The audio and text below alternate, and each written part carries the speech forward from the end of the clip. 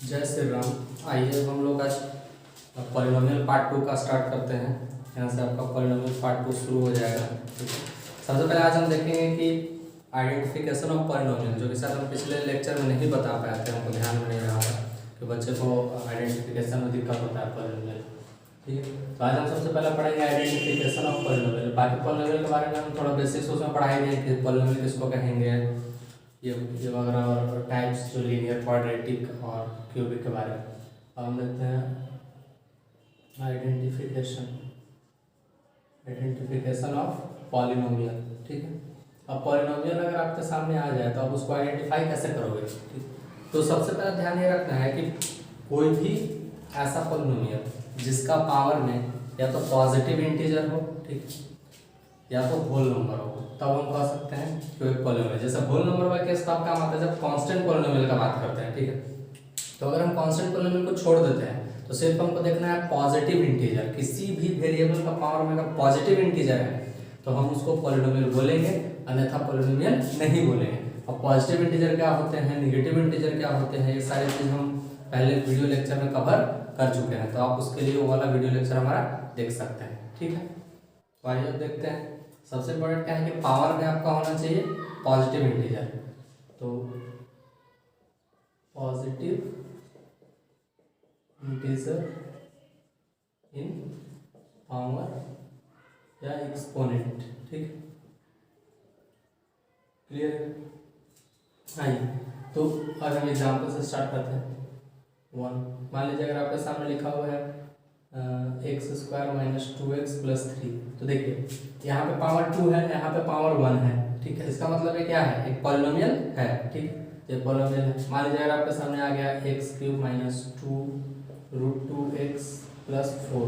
ठीक, अब अगर इसकी बात किया जाए तो इसमें क्या, तो देखिए यहाँ पे है कि यहाँ पे तो सर एक पावर है रूट 2, ये पॉलिनोमियल है। ठीक है, क्यों बोले सर यहाँ पे तो पावर, तो हम क्या बोलेंगे वेरिएबल पे पावर होना चाहिए। क्या, पॉजिटिव इंटीजर जो होना चाहिए इन पावर ऑन वेरिएबल, ये सबसे इंपॉर्टेंट चीज है। पावर ऑन वेरिएबल, वेरिएबल पे पावर होना चाहिए। तो यहाँ पे जब हमें देख रहे थे 2 एक वेरिएबल नहीं है, 2 एक कांस्टेंट नंबर है, इसका पावर में 1/2, तो इसके पावर में हो सकता है, लेकिन वेरिएबल के पावर में ऐसा नहीं होना चाहिए। भी है, मान लीजिए आपके सामने x cube minus 2 upon x plus 4, ऐसा आपका मान लीजिए कभी बुक में ये वाला केस आप देखे होंगे, इसमें लिखा है पॉलिनोमियल नहीं है। तो अब कारण समझ में आया क्यों नहीं। हम आपको बता दें कि 1 अपॉन में a के पावर m होता है, तो इसको a के पावर माइनस m लिख सकते हैं।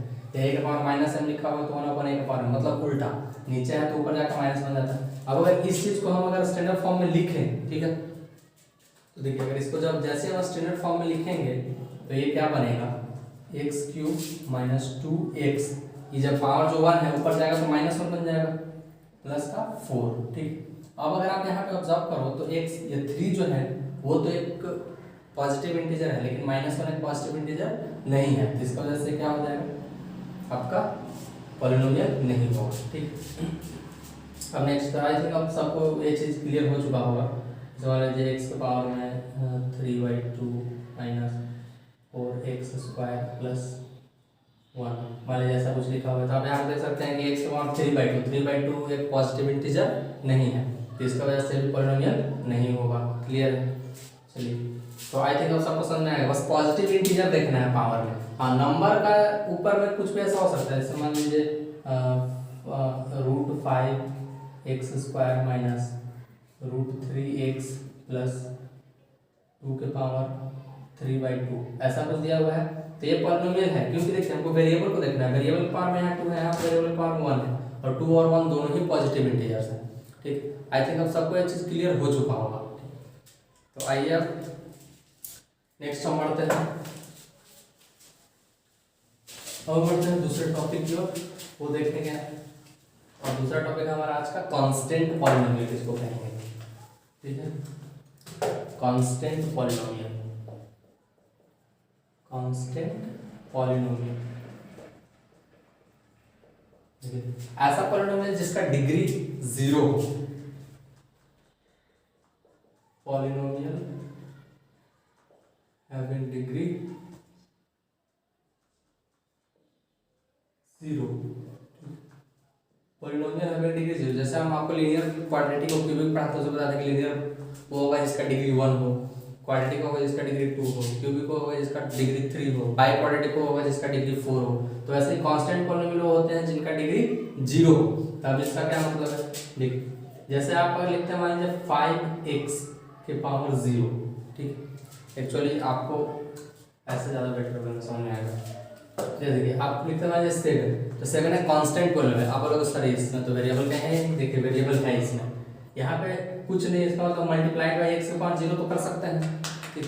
तो एक्स के पावर 0 जब कर सकते हैं तो किसी का भी पावर में 0 होता है तो उसका वैल्यू 1 होता है। हम पहले बताए थे आपको, अगर मैं वीडियो लेक्चर आप कंटिन्यू देख रहे हो तो आपका बेसिक्स लगभग क्लियर हो चुका होगा।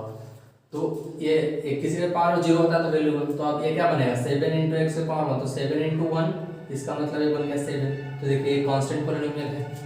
फिर वैसे ही मान लीजिए 8 को बोल देते हैं, तो 8 में भी सेम ही रूल फॉलो हो रहा होगा, 8x के पावर 0, तो ये ऐसे लिखा है 8x के पावर 0, तो x पावर 0 1 होता है, तो 8 इंटू 1 बनेगा कितना 8। तो ये भी कांस्टेंट पॉलिनोमियल, क्लियर। इसको हम कोई भी नंबर दे दे रहे हैं, मान लीजिए 1 नंबर से स्टार्ट हो जाए। अब यहाँ पे बात करते हैं जीरो पॉलिनोमियल।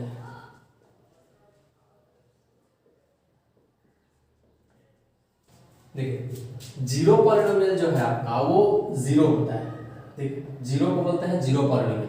अब इसका डिग्री डिफाइंड नहीं होता है, क्योंकि आप बोलोगे सर क्यों नहीं होता है, क्योंकि x के पावर 0 तो करेंगे। अच्छा आप एक बात बताओ, 0 अगर किसी भी नंबर से मल्टीप्लाई हो रहा हो तो ऑलरेडी उसको बनना तो 0 ही है।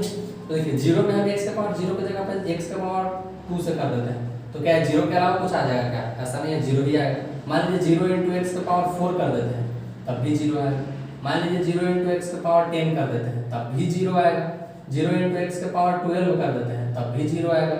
0 इंटू एक्स का पावर मान लीजिए 50 कर देते हैं तब भी 0 ही आएगा, क्योंकि ये वैल्यू क्या दे रहा है इससे हमें कोई मतलब ही नहीं है, क्योंकि ये ऑलरेडी ये कुछ भी दे, ये मल्टीप्लाई होने के बाद 0 उसको फाइनली बना देगा। तो इसीलिए जो जीरो पॉलिनोमियल है, 0 को जीरो पॉलिनोमियल बोलते हैं, लेकिन इसका डिग्री डिफाइंड नहीं होता है। तो हम यहाँ पे एक बात कर सकते हैं, degree of zero polynomial is not defined, ठीक है। तो आप यहाँ पे नोट डाल के ये चीज लिख सकते हैं कि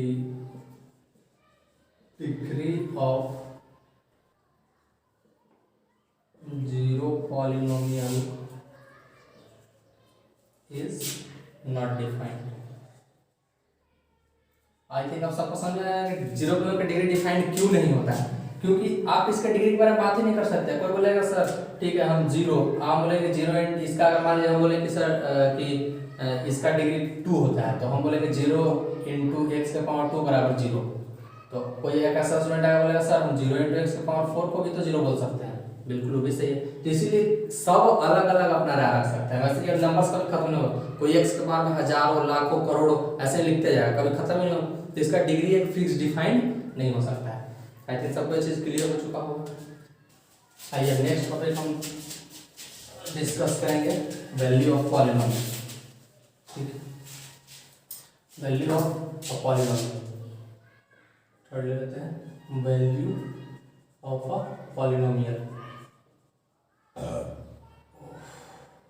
वैल्यू ऑफ अ पॉलिनोमियल, आइए वैल्यू ऑफ पॉलिनोमियल कहने इन द सेंस है कि जो पॉलिनोमियल हम लिख रहे हैं उसका वैल्यू क्या होगा, कितना होगा, ठीक।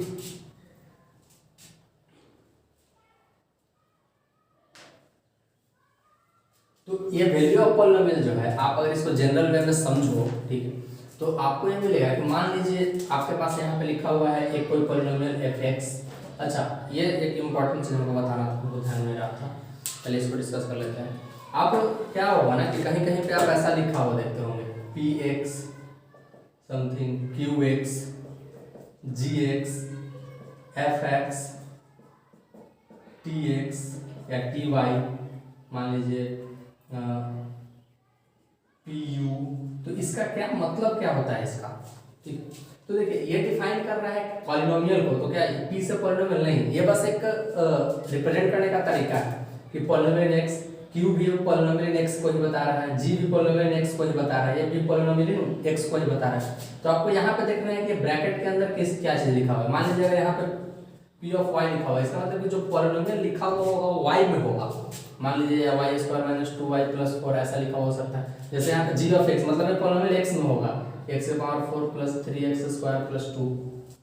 कि ये जो पॉलिनोमियल पूरा लिखा होगा किसमें होगा, x में होगा। वैसे यहाँ पे मान लीजिए p ऑफ u लिखा हुआ है, इसका मतलब ये पॉलिनोमियल u में लिखा हुआ होगा, u square plus 1/2u plus का 9, ये u में लिखा हुआ होगा। आई थिंक अभी सबको क्लियर हो चुका होगा। बस यहाँ पे ब्रैकेट में देखना है, ब्रैकेट में कौन सा चीज लिखा हुआ है। u लिखा हुआ मतलब ये पॉलिनोमियल u का है, y लिखा हुआ मतलब ये पॉलिनोमियल y का है। ये जो इसका कोई मतलब नहीं है, p q g f t p, इसका कोई मतलब नहीं, बस रिप्रेजेंट करने का एक तरीका है। ठीक, बेसिकली आपको अभी इतना ही जानना है, तो आई थिंक ये क्लियर हो चुका होगा। चलिए अब तो हम आगे बढ़ते हैं। आइए देखिए, वैल्यू ऑफ, मान लीजिए आपके पास कोई एक पॉलिनोमियल p t दिया हुआ है, इसका मतलब क्या हुआ, pt का मतलब जो पॉलिनोमियल होगा वो t में होगा, वेरिएबल t में। तो मान लीजिए आपके पास लिखा हुआ है t square minus 2t plus 2। ठीक, तो वैल्यू ऑफ पॉलिनोमियल क्या मतलब होता है कि t का कोई एक वैल्यू रखने पे, रियल नंबर जो वैल्यू रखा है t के जगह पे, मान लीजिए t इक्वल टू हम कोई वैल्यू रख रहे हैं अल्फा, जो कि मान लीजिए 2 के बराबर है, तो ये जो अल्फा होना चाहिए वो रियल नंबर होना चाहिए। तो अल्फा जो है वो कितना ले रहे हैं हम 2, तो t भी अभी कितना हो जाएगा 2, क्योंकि p के जगह पे हम अल्फा को रिप्लेस करेंगे तो यहाँ बनेगा alpha square minus 2 alpha plus 2, और यहाँ पे जो अल्फा है वो 2 के बराबर है, तो अल्फा की जगह पे यहाँ पे 2 का स्क्वायर, यहाँ पे भी यहाँ पे सॉरी अल्फा की जगह पे यहाँ 2 रखेंगे, तो यहाँ 2 का स्क्वायर माइनस 2 इंटू अल्फा की जगह पे 2 प्लस 2, तो 2 का स्क्वायर 4 माइनस 4 प्लस 2, 4 से 4 खत्म, कितना है 2। मतलब जो t इक्वल टू अल्फा जो रखा गया और अल्फा का वैल्यू यहाँ पे क्या था 2, तो इसमें जो पॉलिनोमियल का वैल्यू आया ये पूरा उसका आया 2। तो यही बोला था वैल्यू ऑफ पॉलिनोमियल का मतलब होता है कि मान लीजिए अगर कोई एक px पॉलिनोमियल है, ठीक है, if px is any polynomial, हम जो यहाँ पे किए बस वही चीज यहाँ पे आपको लिखना है। px यहाँ पे कोई, जैसे यहाँ पे t था तो वैसे ही px कोई पॉलिनोमियल है, and alpha is any real number, alpha कोई भी एक रियल नंबर है। बस अभी आपको ये मान के चलना, अल्फा अच्छा सा दिख रहा है, थोड़ा साइन का प्रॉब्लम है इसलिए थोड़ा सा हम इसको ऐसे लिख रहे हैं। अल्फा इज यानी रियल नंबर, मान लीजिए अल्फा एक कोई भी रियल नंबर है, देन द वैल्यू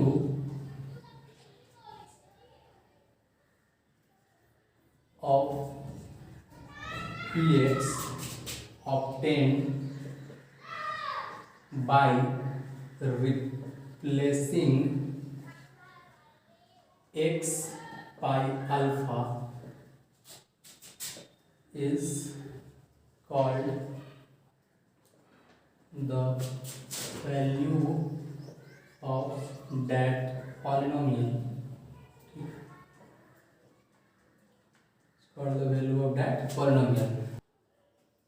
तो आइए देखते हैं, अगर मान लीजिए px को पॉलिनोमियल, जैसे यहाँ पे pt था वैसे px को एक पॉलिनोमियल आप यहाँ पे pt py pz कुछ भी लिख सकते हैं। तो px कोई पॉलिनोमियल है और अल्फा एक रियल नंबर है, कोई भी एक रियल नंबर है, तो जो value of px obtained by replacing x by alpha, तो जो हम लोग वैल्यू px का ऑब्टेन्ड करेंगे इसमें x को अल्फा से रिप्लेस करने के बाद जो वैल्यू हमारे पास आएगा उस वैल्यू को हम लोग बोलेंगे वैल्यू ऑफ दैट पॉलिनोमियल, मतलब ये पॉलिनोमियल का वो वैल्यू हो। तो आइए एक बार और इसको समझ लेते हैं एग्जांपल लेके। तो मान लीजिए यहाँ पे मेरा पास पी वाई एक पॉलिनोमियल दिया हुआ है जो कि Y cube minus 2y plus 4 लिखा हुआ है। अब यहाँ पे हम क्या कर रहे हैं, y इक्वल टू 2 पुट करके देख रहे हैं। तो p ऑफ 2, यहाँ पे 2 क्या होगा, अल्फा का काम कर रहा है, ये कोई एक रियल नंबर है, तो 2 का क्यूब माइनस 2 इंटू 2 प्लस 4, तो 2 दूनी 4 दूनी 8 माइनस 2 दूनी 4 प्लस 4, 4 से 4 कट गए 8, मतलब p ऑफ 2 पे वैल्यू कितना आया पॉलिनोमियल का 8, मतलब अल्फा इक्वल टू जब 2 पुट किए, y इक्वल टू 2 जब पुट किए तो पॉलिनोमियल का वैल्यू 8 आया। तो ये 8 जो है उस पॉलिनोमियल का क्या हो गया, वैल्यू हो गया। आई थिंक ये सबको क्लियर हो चुका होगा वैल्यू ऑफ पॉलिनोमियल का।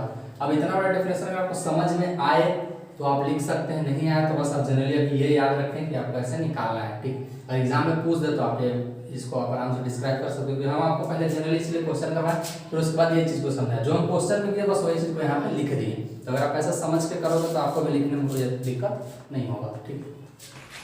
आइए अब थोड़ा सा आपको नेक्स्ट हम समझते हैं जीरो ऑफ अ पॉलिनोमियल।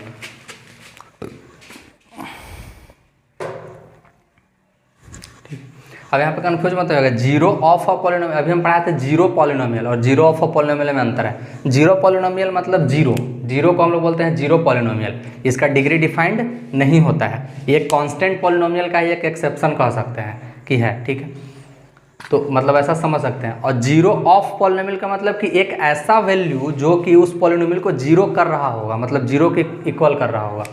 जैसे अभी हम देखें कि वैल्यू ऑफ पॉलिनोमियल जब हम निकाल रहे थे तो पॉलिनोमियल का वैल्यू निकालते टाइम हम एक कोई पार्टिकुलर वैल्यू को उस पॉलिनोमियल में पुट कर रहे थे। तभी हम आपके सामने ये एक क्वेश्चन लेते हैं जो x³ - 6x² + 11x - 6। मान लीजिए x में कोई पॉलिनोमियल है तो इसको px लिख देंगे। अब हम इसका वैल्यू देखते हैं, मान लीजिए इससे पहले हम इसका वैल्यू निकालते हैं एट x = 2, तो p(2) यहाँ पर रखेंगे, तो 2 का क्यूब माइनस 6 × 2 का स्क्वायर प्लस 11 × 2 माइनस 6, तो 2 दूनी 4 दूनी 8 माइनस 2 दूनी 4, 4 गुना 6 कितना होगा 24 प्लस 11 दूनी 22 माइनस 6। तो अगर आप देखोगे तो 24 और 6 30, 22 और 8 30, तो 30 माइनस 30 कितना हो गया 0। चलिए अब हम देखते हैं एक और, मान लीजिए 1 पे देखते हैं, ठीक है, एट x = 1, तो 1 का क्यूब माइनस 6 × 1 का स्क्वायर प्लस 11 × 1 माइनस, अब थोड़ा फास्ट कर रहे हैं ताकि आप, हमको लगता है आप समझ गए होंगे वैल्यू कैसे रखना है, ठीक है। अगर प्रॉब्लम होगा तो आप कमेंट बॉक्स में बताइएगा, हम आपको वापस से इस पर एक अलग से वीडियो बना देंगे कि वैल्यू कैसे अच्छे से समझा देंगे। वैसे तो हम समझाए हुए ऑलरेडी हैं, लेकिन 2 4 5 क्वेश्चन को और प्रैक्टिस करवा देंगे, अगर दिक्कत होगा तो अब बताइए। तो 1 माइनस 6 × 1 6 प्लस 11 माइनस 6, ठीक है, यहाँ पे 1 और 11 प्लस प्लस है, आपस में ऐड होगा तो 12 बनेगा, और 6 और 6 आपस में ऐड होगा तो 12 बनेगा। ये हम बेसिक्स वीडियो में बता चुके हैं कि हम इसको कैसे ऐड करते हैं, बस इसी की वजह से हम बेसिक्स पहले कवर किए हैं ताकि बाद में उसका इस्तेमाल होता है तो आपको दिक्कत ना हो मैथ समझने में। 12 - 12 करेंगे 0। क्या आप ये चीज़ देख पा रहे हो कि हम जब वैल्यू रख रहे हैं यहाँ पे, जैसे 2 रखे हैं, यहाँ पे 1 रखे, तो जो पॉलिनोमियल का वैल्यू है 0 के इक्वल आ दे रहा है। कितना के इक्वल आ रहा है 0, मतलब कि अगर ये वैल्यू हम इसमें रख रहे हैं तो ये पॉलिनोमियल को बना दे रहा है 0, मतलब शून्य के बराबर बना दे रहा है। तो इसका मतलब कि ये जो वैल्यूज हुए वो इस पॉलिनोमियल का 0 हो गए। कितना हो गया 0 हो गए, जिसको आप पढ़ते हो जीरोज ऑफ अ पॉलिनोमियल बोलते हो, जीरोज या रूट्स भी बोलते हैं हम लोग, बाद में थोड़ा क्वाड्रेटिक के क्वेश्चन में जब पढ़ते हैं तो जो पढ़े होंगे आप 10th क्लास में, आप समझोगे कि रूट्स क्यों बोलते हैं, क्योंकि उस वैल्यू पे जब ये पॉलिनोमियल का जो उस वैल्यू पे, पार्टिकुलर वैल्यू पे पॉलिनोमियल 0 के बराबर हो जा रहा है। मतलब यहाँ पे p(2) लिखा हुआ है तो px जो है वो p(2) पे 0 के बराबर हो जा रहा है, मतलब x को हटा के अगर वहाँ पे 2 रख दिया जाए तो ये पॉलिनोमियल आ जा रहा है 0 के बराबर, इसीलिए इसका बोला जाता है 0 ऑफ अ पॉलिनोमियल। ये जो 2 और 1 इस केस में जो होगा वो 0 ऑफ द पॉलिनोमियल होगा। क्लियर है? तो आपको क्वेश्चन एग्जाम में पूछता है कि find the 0 of a polynomial, इसका क्या मतलब है कि पॉलिनोमियल में वो वैल्यू रखना है जिस वैल्यू पे वो 0 बन रहा होगा। तो आई थिंक 0 ऑफ पॉलिनोमियल समझ गए होंगे आप लोग। आइए अब नेक्स्ट क्वेश्चन की ओर बढ़ते हैं। ठीक, अब हम इसमें आपको पिछले लेक्चर और इस लेक्चर, दोनों लेक्चर में आपको टर्म समझा रहे हैं, और पहले भी हम आपको बेसिक समझाते तो आपको अब समझ में आ रहा होगा कि उसका क्या इस्तेमाल है। ठीक, तो जो भी टर्म्स हम समझा रहे हैं अभी आपको, इस पर अब नेक्स्ट वीडियो में सिर्फ क्वेश्चन की बातें करेंगे, उस पर सिर्फ क्वेश्चन करेंगे, जिसमें सब टर्म्स से रिलेटेड सारा क्वेश्चन उसमें होगा। क्लियर है? तो आइए नेक्स्ट अब हम एक टॉपिक को समझते हैं। चलिए पहले हम एक देख लेते हैं स्टैंडर्ड फॉर्म। पिछले लेक्चर में शायद हम नहीं वो चीज़ कवर कर पाए थे, हमको ध्यान में रहता। Standard form of polynomial. ठीक, स्टैंडर्ड फॉर्म ऑफ पॉलिनोमियल्स। अब हम आपको लीनियर पॉलिनोमियल बताए थे। ठीक है, लीनियर पॉलिनोमियल। तो लीनियर पॉलिनोमियल का स्टैंडर्ड फॉर्म क्या होता है? स्टैंडर्ड फॉर्म या जनरल फॉर्म भी आप इसको बोल सकते हैं, ax + b। अब ये सब बात है, पॉलिनोमियल है तो पहले हमको ऐसे हम px लिखते हैं, px जो होगा पॉलिनोमियल इन x वो होगा ax + b के बराबर। अब अगर हम बात करते हैं क्वाड्रेटिक पॉलिनोमियल का, तो क्वाड्रेटिक पॉलिनोमियल ठीक है का होगा आपका p ऑफ x बराबर ax² + bx + c। अब वो बोलेगा सर आप ऐसा ही क्यों x ही क्यों लिख रहे हैं? भाई यहाँ y भी लिख सकते हो, u भी लिख सकते हो, t भी लिख सकते हो, बस हमको क्या बताएं, पॉलिनोमियल का मतलब उसको पहचाना है डिग्री से। इसका हाईएस्ट डिग्री 2 होना चाहिए। देखिए यहाँ पे वेरिएबल का 1 है, यहाँ पे वेरिएबल का 2 है, तो हाईएस्ट डिग्री 2 हुआ मतलब एक क्वाड्रेटिक हो गया। इसको x ये सबसे कोई लेना देना नहीं है। बस वेरिएबल यहाँ पे आप कुछ भी लिख सकते हैं, वाई जेड कुछ भी, लेकिन आपको बुक्स में इसी फॉर्मेट में मिलता है, इसीलिए हम ये चीज़ बता रहे हैं, ठीक है, ताकि आपको कंफ्यूज ना हो, आप ये ना सोचो कि सर तो ऐसा बता दिया यहाँ पे ऐसा देखो, आप कैसे भी लिख सकते हो, कोई फ़र्क नहीं पड़ना, बस पावर हाईएस्ट 2 होना चाहिए, इससे ज़्यादा नहीं होना चाहिए।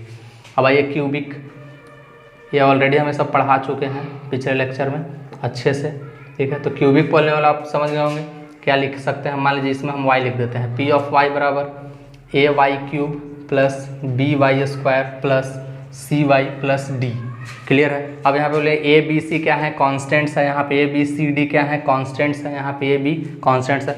अब ये क्या क्यों ऐसे हुए, हम आपको मेरा बेसिक पार्ट 1 या बेसिक पार्ट 2 में हम इस चीज़ के बारे में डिस्कस किए थे ऑलरेडी, अलजेब्रा वाला पार्ट में हम डिस्कस किए थे।